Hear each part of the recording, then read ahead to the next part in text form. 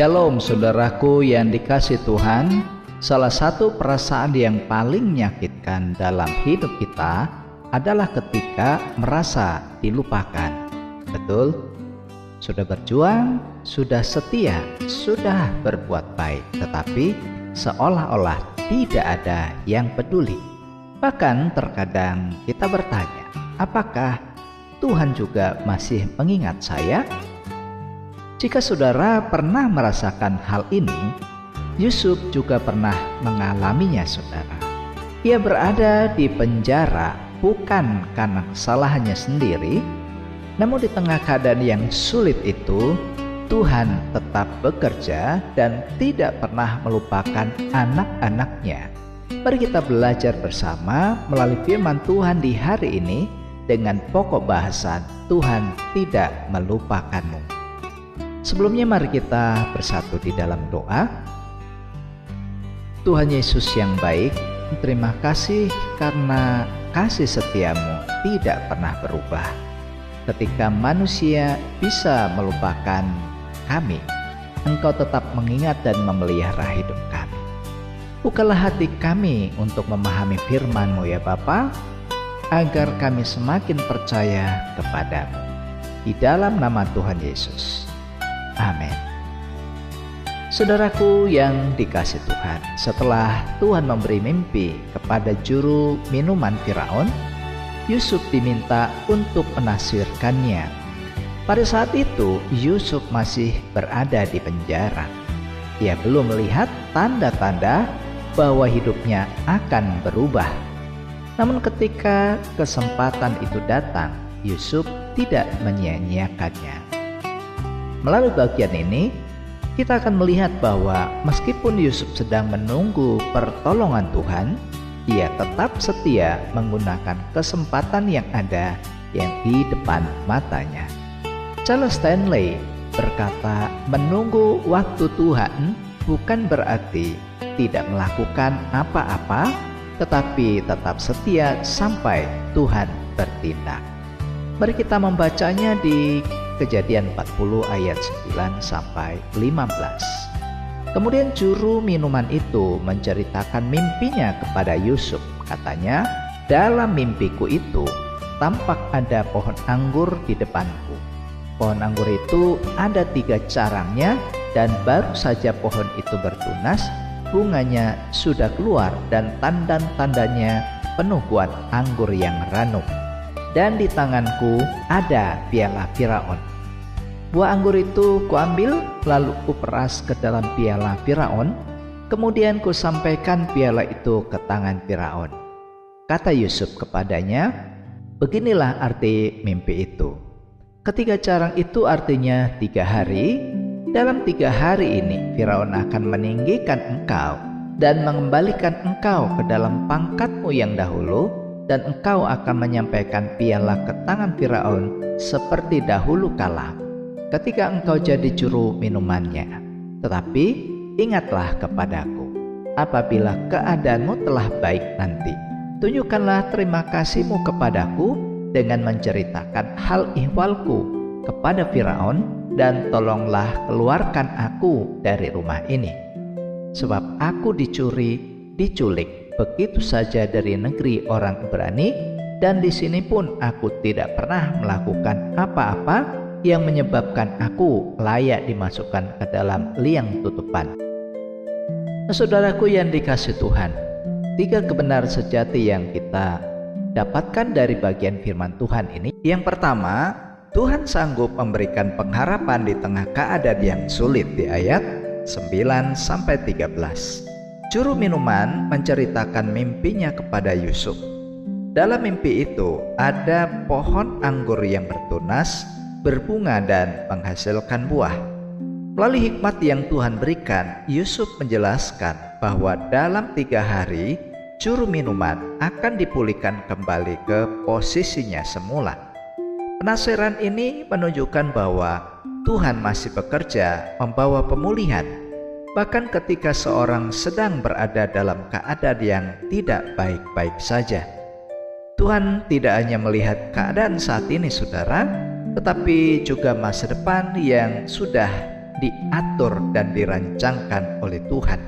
Sebagaimana Yeremia 29 ayat 11. Sebab aku ini mengetahui rancangan-rancangan apa yang ada padaku mengenai kamu. Jadi saudara, ketika kita hanya melihat masalah, Tuhan sudah melihat pemulihan yang akan datang. Dan yang kedua, orang yang berharap kepada Tuhan tetap setia melakukan bagiannya di ayat 13. Yusuf tidak menafsirkan mimpi berdasarkan perasaannya sendiri. Ia menyampaikan apa yang Tuhan nyatakan. Pada saudara, mungkin dalam hatinya juga ada pertanyaan, mengapa orang lain akan dibebaskan sementara aku masih di penjara? Namun Yusuf tidak menjadi pahit hati atau iri hati. Ia tetap setia melakukan tugas yang Tuhan percayakan kepadanya. Kesetiaan seringkali diuji bukan ketika semuanya berjalan baik-baik saja, tetapi justru ketika kita belum melihat jawaban dari Tuhan. Di Lukas 16 ayat 10, Yesus berkata, barang siapa setia dalam perkara-perkara kecil, ia setia juga dalam perkara-perkara besar. Demikian juga Oswald Chambers berkata bahwa kesetiaan kepada Tuhan itu terlihat dari ketaatan dalam hal-hal kecil setiap hari. Dengan demikian saudara, kesetiaan hari ini sering menjadi persiapan Tuhan untuk menerima berkat di masa depan. Dan yang ketiga saudara, Tuhan mengerti kerinduan dan pergumulan hati kita di ayat 14 sampai 15. Setelah menafsirkan mimpi itu, Yusuf meminta kepada juru minuman agar mengingat dirinya ketika sudah dipulihkan. Disinilah kita melihat sisi kemanusiaan Yusuf. Ia merindukan keluar dari penjara. Ia merindukan keadilan. Ia juga merindukan hidupnya dipulihkan. Dan menariknya adalah Yusuf tidak berpura-pura kuat. Ia menyampaikan isi hatinya dengan jujur sebagai manusia. Bagian ini mengajarkan kepada kita juga bahwa Tuhan tidak pernah menolak orang yang datang kepadanya dengan hati yang terbuka. Tuhan mengerti air mata kita, kekecewaan, dan juga kerinduan terdalam dalam hidup kita. Di Mazmur 34 ayat 19 berkata, Tuhan itu dekat kepada orang-orang yang patah hati. Karena itulah Awit Toser juga berkata bahwa tidak ada doa yang tulus yang pernah diabaikan oleh Tuhan. Jadi saudara, Tuhan memahami pergumulan yang mungkin tidak dipahami oleh orang lain. Mungkin saat ini saudara sedang menunggu jawaban dari Tuhan, menunggu pemulihan keluarga, menunggu pekerjaan, menunggu kesembuhan, atau bukan juga menunggu jalan keluar dari setiap masalah yang sedang saudara hadapi. Jangan menyerah saudara, tetaplah setia menjalani bagian yang Tuhan percayakan untuk saudara di hari ini. Tetaplah berharap kepadanya, karena Tuhan yang bekerja dalam hidup Yusuf adalah Tuhan yang sama, yang sanggup bekerja dalam hidup saudara. Manusia bisa lupa, sahabat pun juga bisa lupa. Bahkan orang yang pernah kita tolong sekalipun bisa juga lupa. Tetapi ingatlah, Tuhan tidak pernah melupakan anak-anaknya. Pertanyaan saudara, apakah saudara masih memiliki pengharapan kepada Tuhan di tengah penantian? Apakah saudara tetap setia melakukan bagian saudara meskipun jawaban Tuhan itu belum datang? Dan apakah saudara percaya bahwa Tuhan memahami pergumulan hati saudara?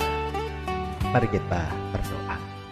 Bapa surga, terima kasih karena Engkau tidak pernah melupakan kami. Ketika kami sedang menunggu jawaban-Mu, tolong kami ya Tuhan untuk tetap setia dan penuh pengharapan. Kuatkan hati kami untuk terus percaya bahwa waktu-Mu itulah yang terbaik di dalam hidup ini. Berkatilah saudaraku yang sedang bergumul dan yang sedang menantikan sesuatu dalam hidup ini.